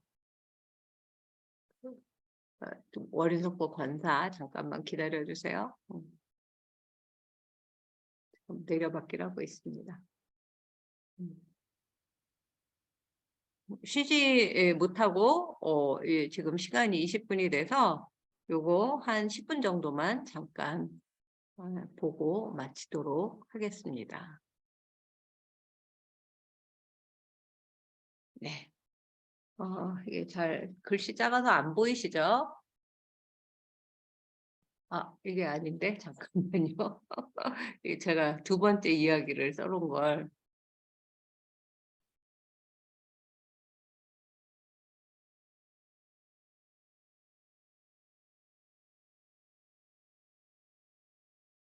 다시 어떤 걸까요? 예. 제목을 월인석보의 향기라고 지었습니다. 그래서 첫 번째 이야기는 이제 월인석보를 처음 대하는 사람도 많을 테니까 저희처럼 1권, 2권 다 하지 않고, 그래서 이제 조선대장경 월인석보 이야기를 먼저 이렇게 써달라고 하셔서 제가 쓴 것입니다. 그러니까 요거를 그냥 한번 한 2페이지 정도 돼요. 그래서 읽어보도록 하겠습니다. 월인석보, 이 네 글자를 쓰면서 읊조리는 순간 잔잔히 차오르는 물결, 행복이다. 이 생에 인간으로 태어나기 백천만검 난조라고 하는데 월인석보를 만나 평생 그 곁에서 논의는 인연은 얼마만큼 만나기 어려운 것일까? 볼게요. 네. 이 흐뭇하고 즐거운 감정을 2023년 새해 불교식부도에서 여러분과 함께 나누고자 합니다. 이 글은 얼마 전 터키에서 튀르키예로 국명이 바뀐 나라에서 쓰고 있습니다. 이역 만리 그 옛날 실크로드 목적지였던 나라에 와서 필자는 지금 훈민정음으로 쓴 월인석보와 한글로 쓴 삼국유사를 한국학의 이름으로 2년째 가르치고 있습니다. 불교는 이제 한국학을 알리는 K-클래식 콘텐츠로 각광받고 있습니다. 튀르키예는 이슬람 국가입니다. 이 글을 쓰는 순간에도 기도 시간을 알리는 아잔 소리가 온 도시를 가득 채우고 있습니다. 이슬람은 하루에 5번씩 신에게 가장 낮은 자세로 기도, 살라트라고 하는 건데요. 그걸 하고 희사, 우리도 자비, 희사라는 말이 있지 않습니까? 희사를 중심교리로 삼는 불교와 공통점이 많은 종교입니다. 튀르키예는 경건하고 보시를 실천하는 사람들이 사는 친절하고 착한 형제의 나라입니다.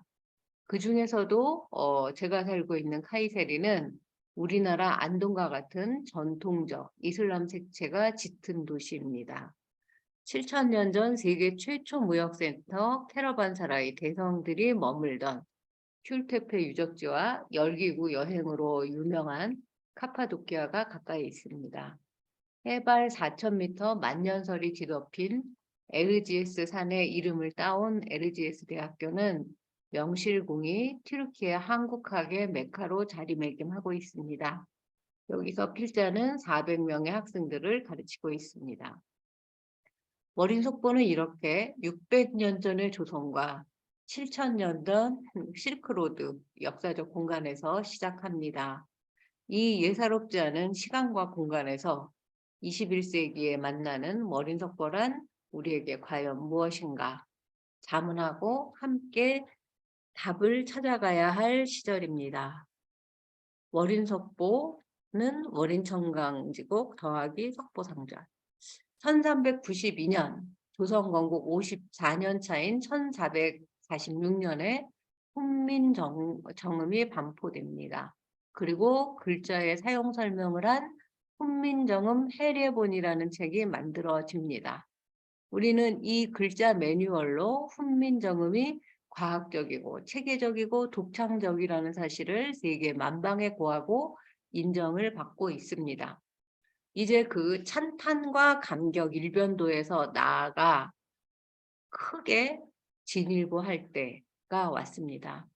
글자가 있는 나라는 참 많습니다. 그러나 그 글자가 쓰여지고 진화 발전하지 않으면 죽은 문자, 죽은 말이 된다는 말씀을 드리고 싶습니다. 만주어가 그렇고 거란어가 그렇습니다.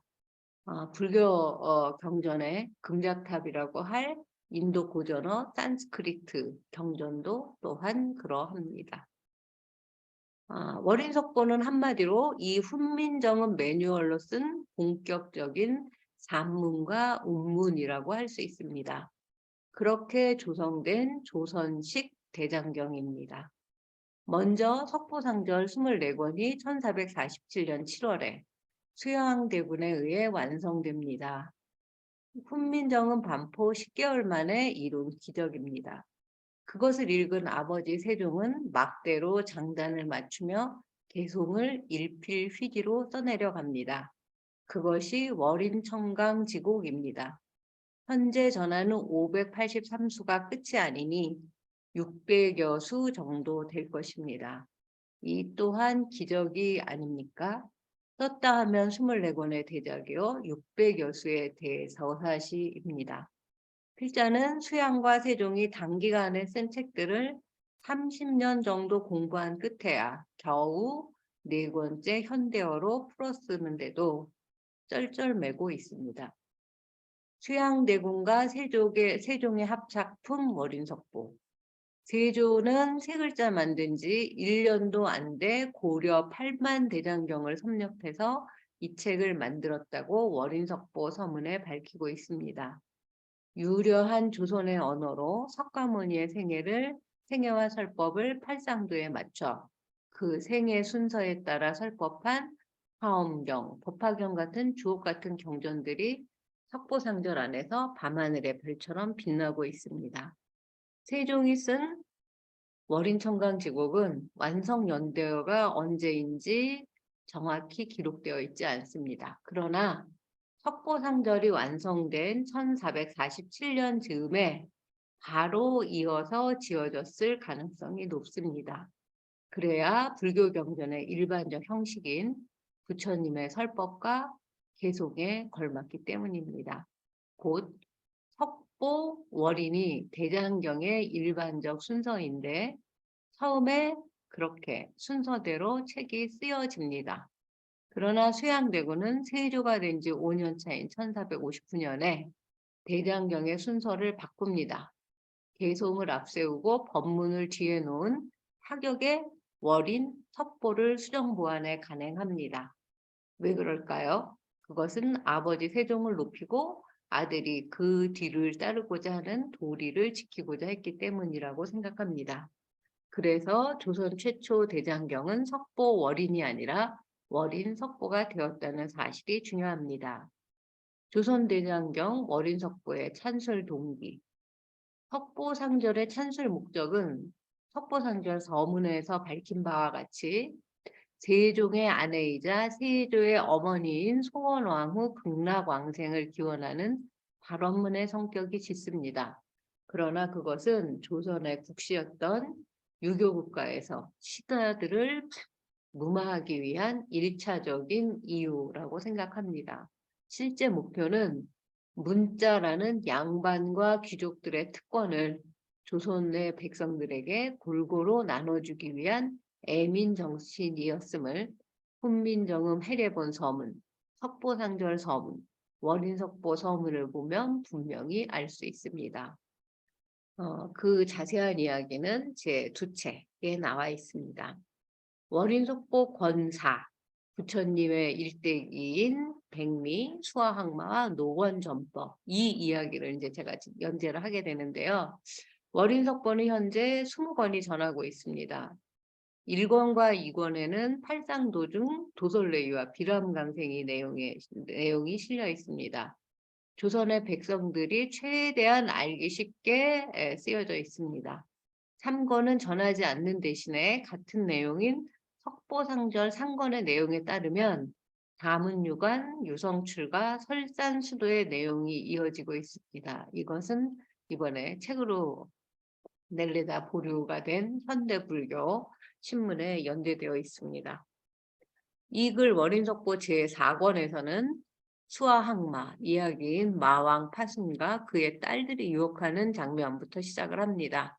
그리고 성불 하시고 이어지는 상서 이야기, 노건전법에 해당하는 화엄경살법 등 아주 정말 주옥 같은 내용이 우리말 훈민정음으로 그려집니다. 나아가 우리가 많이 알고 있는 녹야원의 전생담이라든지 인욕선인의 본생담 이야기도 들어 있습니다. 훈민정음 창제의 목적은 그렇다면 조선대장경 조성에 있다고 저는 생각을 하죠. 훈민정음 창제의 중요 목적이 조선시대 훈민정음 대장경을 조성하기 위한 작업이었음을 아는 사람은 많지 않습니다. 최근 한문불경에서 나아가 그 연구가 산스크리트 경전, 빨리, 티벳, 만주어 대장경까지 연구가 되고 있는 현재 실정이지만 아직까지는 불교계에서 훈민정음 불경을 불경으로 받아들이는 경우가 글쎄 거의 없다가 요즘 시작 단계에 있습니다. 이것을 대중화 나아가 세계화하자는 목소리는 저만 하고 있는 것 같습니다. 제 목소리만 들리는 것 같습니다.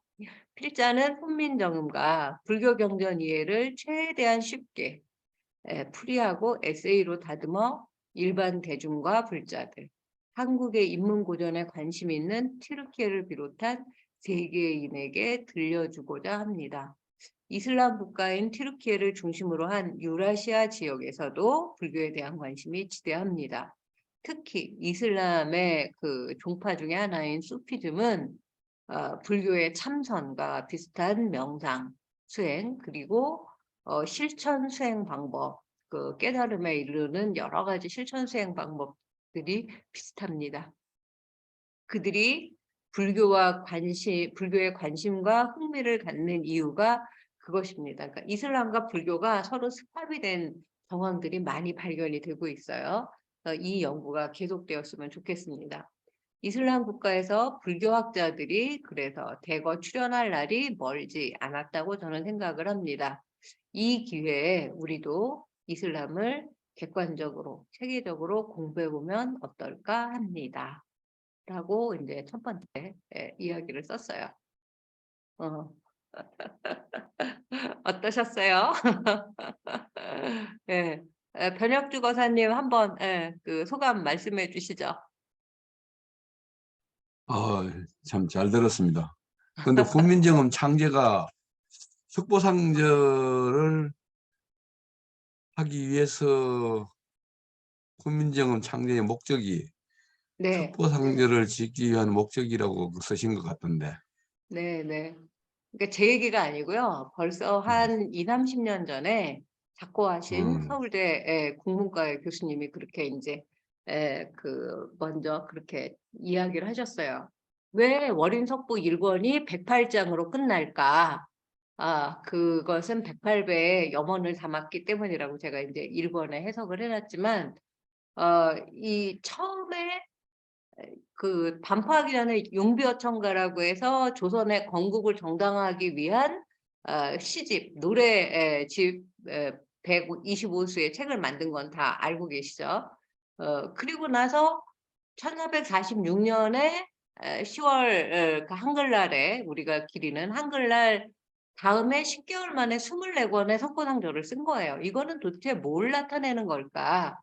유교의 나라라면서 왜 논어맹자가 아니라 석고상절일까? 이게 중요한 거죠. 근데 거기에 대한 어떤 의구심이나 어떤 그 문제 제기를 한 불교학자가 아무도 없다는 거예요. 사실 저는 불교학자로 시작한 사람이 아니라 국어학자로 시작한 사람인데 불교계에서는 아직도 훈민정음 불경, 석고상절, 지금 말한 법화경언에 뭐 능엄경언에 이거를 연구하는 사람이 없습니다. 그러니까 요새 이제 봉선사에서 언해불전 연구소라고 해서 그 능엄경을 가지고 그 이제 조실 스님이 이제 관 쳐놓은 것을 컴퓨터화하는 그런 작업을 하는 그 연구소는 있을지언정 이 훈민정음의 창제 목적이 불교 경전을 계속 만들어냅니다. 그 다음에 1461년도에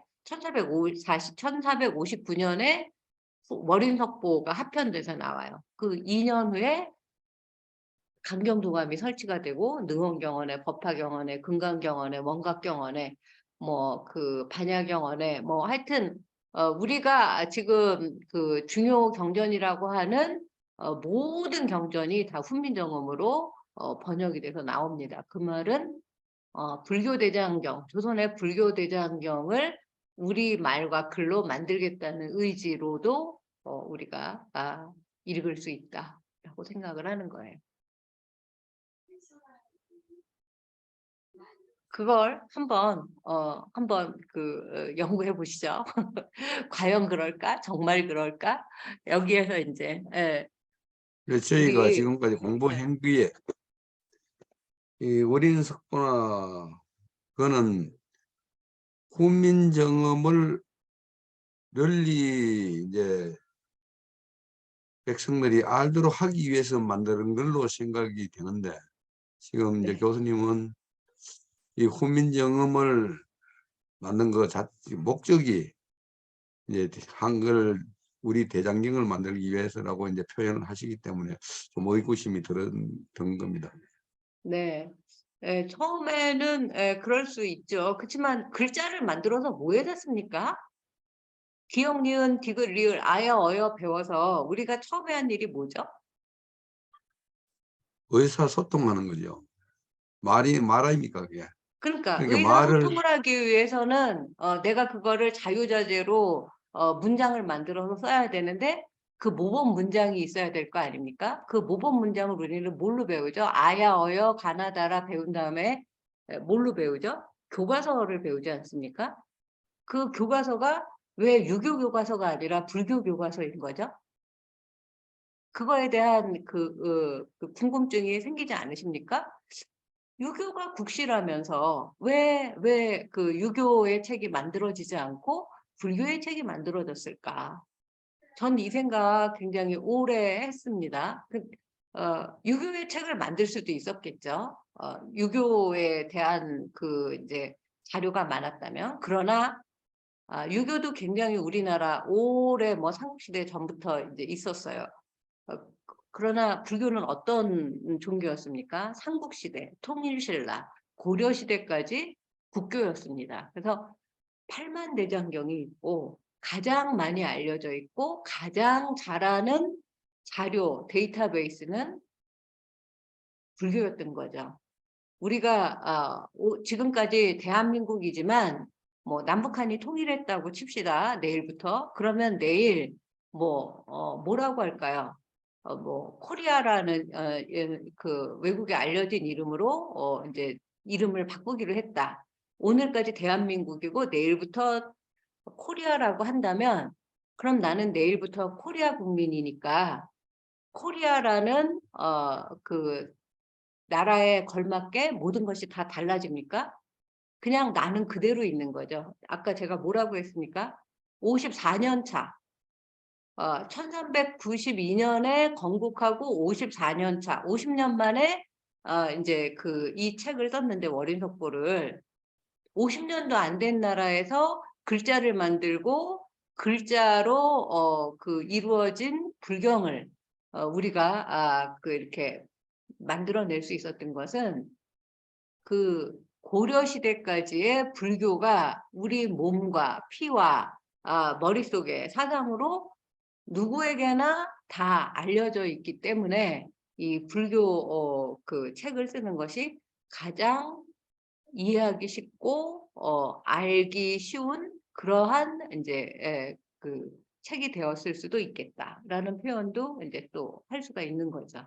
그래서 불자로서 뭐 제가 그 경광부약의 조선대장경을 만들기 위해서 훈민정음이 창제된 거다라고 이렇게 이제 이제 아전인수로 갖다 붙이는 게 아니라 쭉 공부를 하다 보면 10개월 만에 24권? 불가능한 일입니다. 이거는 이미 훈민정음을 만들 때부터 같이 작업을 했어야지만 가능한 일이에요. 이 팔만대장경을 다 섭렵을 해가지고 24권의 책을 만들었다고 이제 어린석보 서문에 쓰여 있거든요. 어떻게 10개월 만에 팔만대장경을 섭렵을 합니까? 21세기에도 그게 불가능한데 그 옛날에 책도 귀하고 그 모든 것이 다 지금의 시계와는 다른 그 이제 시계 천천히 흘러가는 그런 세상에 살았던 시대에 컴퓨터도 없는 시대에 그거는 이제 그것들을 다 전제했어야 한다는 거죠. 그래서 이런 그 의문과 궁금증이 있으시면 과연 진짜 그런가? 지금부터 공부를 시작해도 좋은 나이라는 말씀을 드리고 싶어요.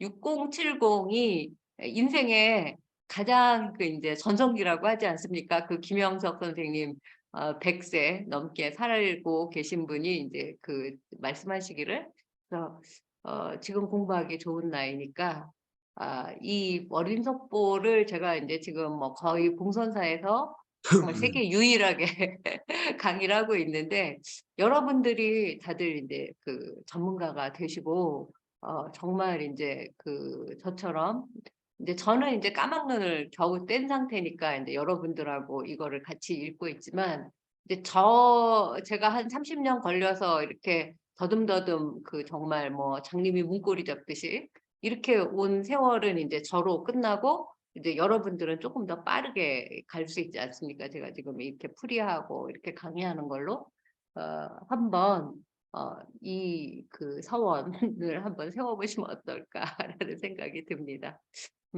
또 임유미 선생님, 대답이 되셨나요? 변혁주 거사님?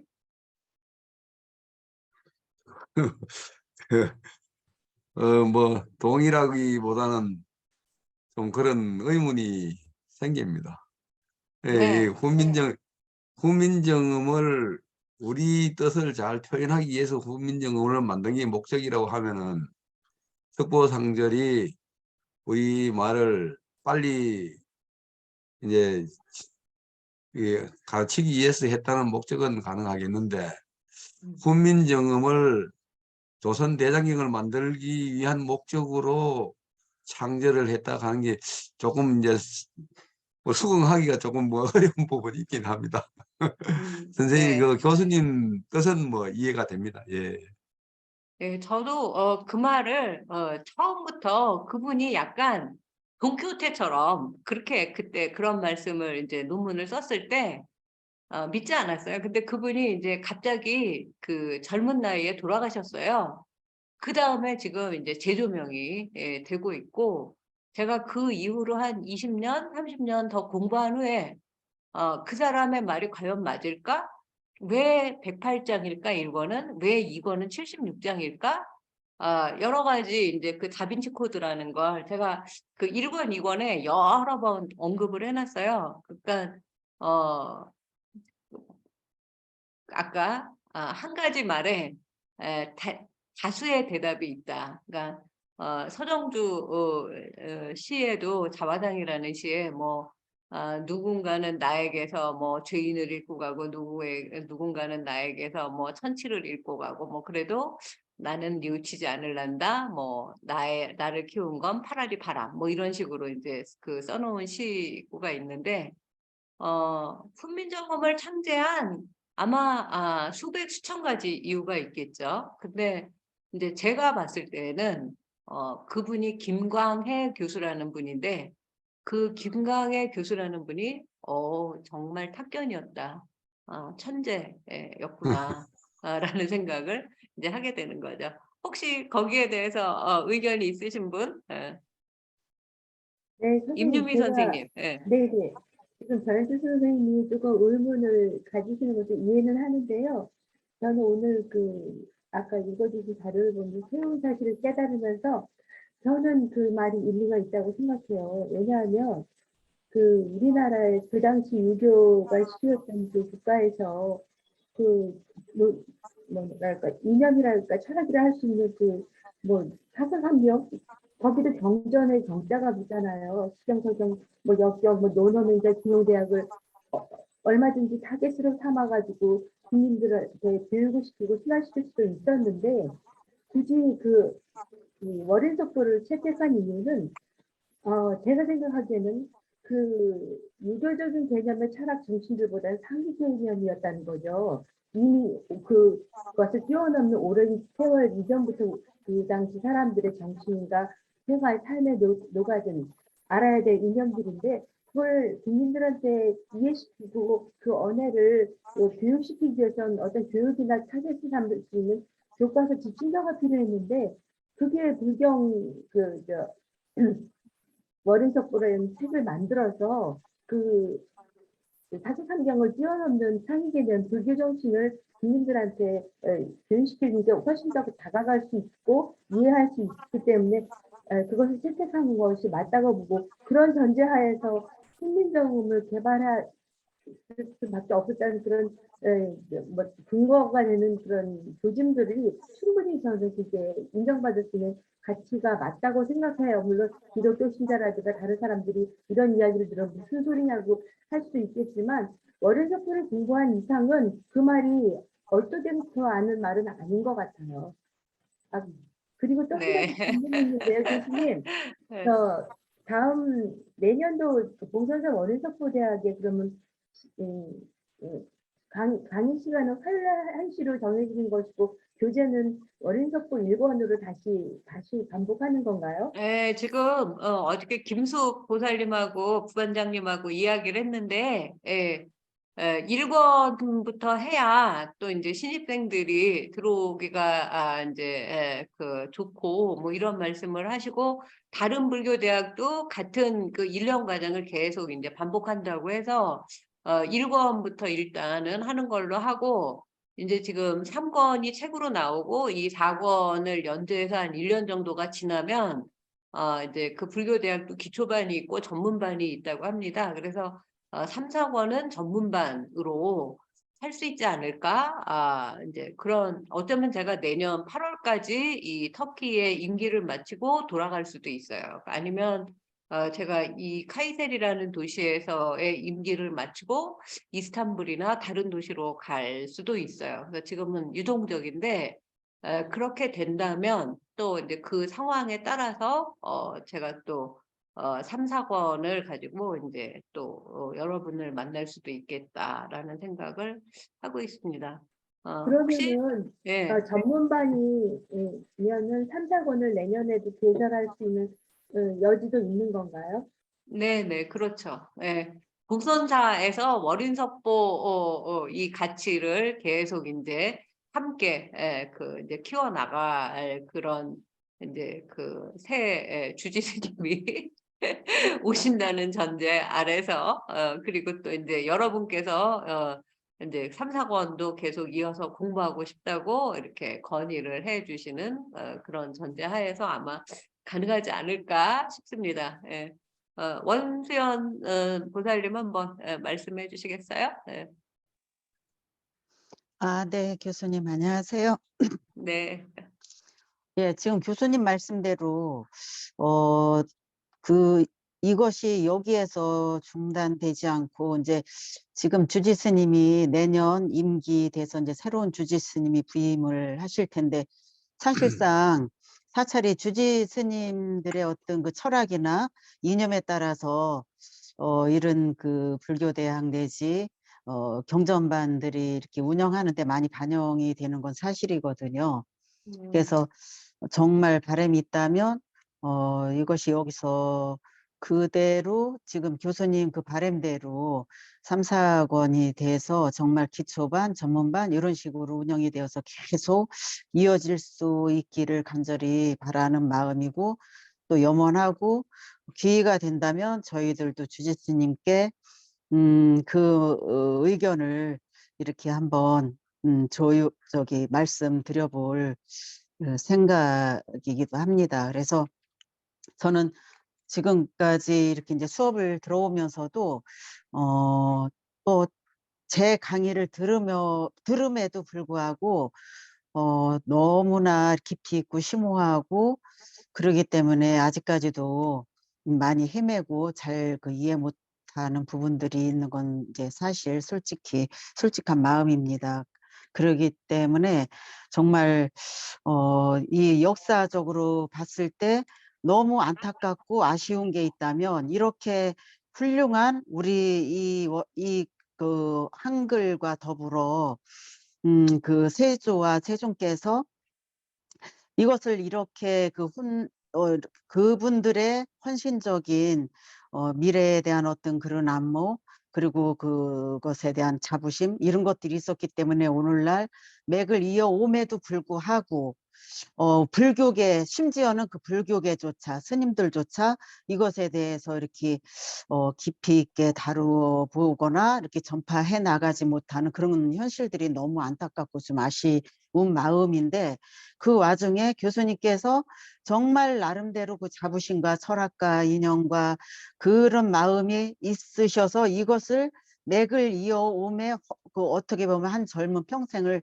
다 바쳐오셨다는 거에 정말 그 경배 드리지 않을 수가 없는 것 같습니다. 이러기 때문에 그나마 우리 그 불교에 대한 것과 역사에 대한 이런 것들을 새삼 재조명하면서 우리가 이렇게 또 공부할 수 있는 시절 인연이 된 것에 대해서 정말 감사드리고 그러기 때문에 어떻게든 새로운 주지스님이 맥을 이어가서 이것이 이어갈 수 있다면 하는 정말 간절한 바람이고 이것이 작게는 봉선사의 어떤 또 의상이기도 하지만 불교계 전체 또 우리나라 역사적으로도 정말 큰 일을 하시는 그 중심에는 교수님이 계시지 않나 이런 생각이 들어마지 않습니다. 네, 감사합니다. 하여튼 제가 저기 무슨 뭐죠? 갑자기 북한의 그 김정은 같은 느낌이야. 이렇게 너무 이제 과찬을 해주셔서 감사드리고 변혁주 거사님의 이제 궁금증은 너무나 합리적이고 이제 당연한 거예요. 그래서 그렇다면 저처럼 그 김광회 교수의 그 말이 이 사람은 불교도 모르면서 그냥 108장으로 끝나는 거에 이제 포커스가 맞춰져 갖고 108장으로 끝났으니까 108은 불교의 숫자니까 이거는 불교를 위한 거야 라고 쓴 게 아닐까라고 생각을 했어요. 근데 그분은 그분 나름대로의 이제 그 확신과 철학을 가지고 이제 논리적으로 쓰신 거예요. 그리고 이제 그 말이 과연 맞을까? 저도 학자니까 계속 의심하죠. 계속 궁금하죠. 과연 그럴까? 정말 그럴까? 왜 하필이면 유교의 나라에서 유교 경전이 아니라 불교 경전이었을까? 뭐 이런 것들. 그리고 지금도 읽어보시면 80가지의 그 상호를 얼마나 우리말로 뭐 흐억흐억하다라든지 함함하다라든지 지금은 잃어버린 우리의 정말 순수한 모국어들을 한 글자 한 글자 난 놓고 기억자를 알려주듯이 알려주고 있습니까? 그래서 그게 왜 유교 경전이 아닐까? 그렇다면 거꾸로 거기서부터 출발해도 좋을 것 같아요. 왜 훈민정음을 글자가 아까도 말했듯이 가나다라 아야어요 그걸로 조합을 해가지고 내가 뭐 그 의사를 표현하기는 쉽지 않아요. 내가 가짜에다가 기억하면 각이 되느니라 이거 알아서 내가 그걸로 뭘 할 수가 있겠어요. 가에 기억하면 각으로 시작하는 말 뭐가 있지? 뭐 각시? 뭐 생각? 이런 거 하나하나 떠올리려다가 그 글자로 내 의사 표현을 하려고 하면 아마 평생이 걸려도 못할 거예요. 그래서 교과서가 있어야 되는 건데 그 교과서가 왜 하필이면 석보상절이고 월인청강직곡이고 월인석보로 시작을 했느냐. 그리고 그 책을 완성한 직후에 왜 강경조감에서 불교경전을 대대적으로 훈민정음 불경으로 편찬하는 사업을 했느냐. 물론 나중에는 강경도감에서 유교경전도 이제 그 번역을 해요. 불교경전을 다 번역하고 완벽하게 이제 그 매뉴얼이라든지 익숙하고 숙련도가 다 완성된 다음에 이것은 과연 그러면 무엇을 뜻하는 것일까? 여기에서부터 그 이제 연구를 시작을 해 보셔도 좋을 것 같고, 변혁주 권사님이라면 충분히 그 연구의 결과가 제가 진짜 기대해 볼 만하다라고 말씀을 드리고 싶어요. 그래서 하여튼 오늘 굉장히 길어졌는데 마지막 이제 올해 마지막인가요? 한 번 더 남았나요? 12월 31일도 있죠, 요번에. 한 번 더 남았지만 어쨌든